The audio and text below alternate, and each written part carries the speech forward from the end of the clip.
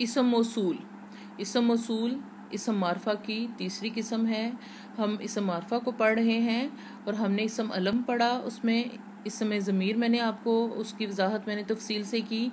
अब तीसरी किस्म है इसम मारफा की तीसरी किस्म है इसम मौसूल। वो इसम है जो किसी जुमले के साथ लगाए बगैर समझ ना आए, उन्हें ज़मीर मौसूला ये इसम मौसूला भी कहते हैं। ये इस ज़मीर मौसूला, इसम मौसूला और इसम मौसूल ये एक ही चीज़ है। अच्छा, इसकी मिसालें क्या हैं? जो कोई, जिस, जिसे, जिन्हों, जिन्हें, जो कुछ, जो चीज़। अब आप देखिए ये जितनी मैंने मिसालें पढ़ी हैं, अगर हम इनको फर्दन देखें तो कोई भी मिसाल ऐसी नहीं है कि अगर हम इसको अकेले पढ़ें तो हमें जुमले की समझ आए। मिसाल के तौर पे अगर कोई कहता है जो कोई, तो ये जुमला नामुकम्मल है। जब तक कि आप इसके साथ जुमला नहीं लगाएंगे ये आपको समझ नहीं आएगी। इसकी जो कोई, मसलन अगर जमात में उस्ताद जो है वो कहता है कि जो कोई जल्दी काम करेगा वो जल्दी घर जाएगा या उसे जल्दी छुट्टी होगी, तो ये तो बात मुकम्मल हो गई, जो कोई। अच्छा, ये इसम मारफा है। अब उस्ताद ने इतने सारे बच्चों में उनको मारफा कर दिया जिन्होंने जल्दी काम करना है, तो जो कोई यानी जो कोई जल्दी काम करने वाले हैं वो इसम मारफा हो गए, बाकी सारे इसम नकरा। जिस, अब बहुत से लोग हैं और हम कहते हैं जिसने मेहनत की वो कामयाब हुआ, तो इसमें इसम मारफा हमने इसम मारफा के लिए जिस लगाया है, ठीक है। जिसे अल्लाह जिसे चाहे उसे इज्जत दे, तो जिसे खास है तो ये मारफा है और इसके लिए हमने जुमला लगाया है, तो ये जिसे की समझ आई है।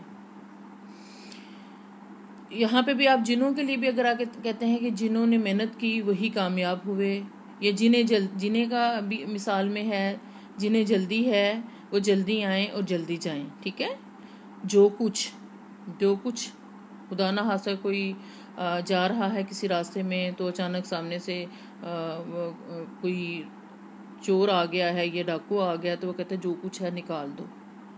तो जो कुछ उसने इशारा किया है कि जो कुछ तुम्हारे पास है, तो वो मारफा हो गया, खास हो गया, तो वो फिर जो कुछ ये भी इसम मारफा की किस्म है, लेकिन इसम मौसूल है क्योंकि इसके साथ जब तक हम जुमला नहीं लगाएंगे ये मुकम्मल नहीं होगा। जो चीज़ मेरे पास थी मैंने तुम्हें दे दी, ऐसे भी जुमला हो सकता है। तो जो चीज़ यानी मेरे कहने का मतलब ये है कि जो चीज़ भी मेरे पास थी, तो ये भी इसम मारफा हो गया क्योंकि मेरे पास जो कुछ था, जो चीज़ें थीं जो मैंने तुम्हें दे दी हैं, उसकी तरफ मैंने इशारा किया है। तो इसम मौसूल इसम मारफा की किस्म है। और इसम मारफा ये कैसे बनता है? क्योंकि उसकी किसी खास चीज़ की तरफ इशारा कर दिया जाता है, किसी खास शख्स के लिए, तो इसे ज़मीर मौसूला ये इसम मौसूला भी कहते हैं। और इसम मौसूल जब तक इसके साथ जुमला ना लगाया जाए तो वो समझ नहीं, यानी कि मुकम्मल तौर पे बात समझ नहीं आती, ठीक है। तो इसकी मिसालें आप अच्छी तरह से देख लें और आप ये भी देखें कि ये मिसालें, इन मिसालों को जब आप जुमलों में इस्तेमाल करेंगे तो वो इसम मारफा की शक्ल इख्तियार ज़रूर करेंगी और आपको समझ आएगा कि वाकया ही ये इसम मारफा है।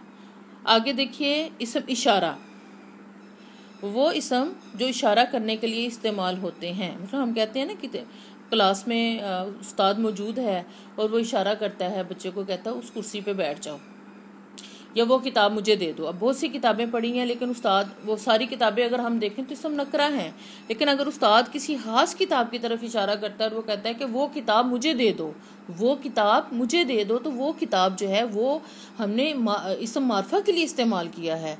तो वो जो है वो इसम मारफा की किस्म है, लेकिन इसम इशारा है क्योंकि इशारा करने के लिए इस्तेमाल होता है।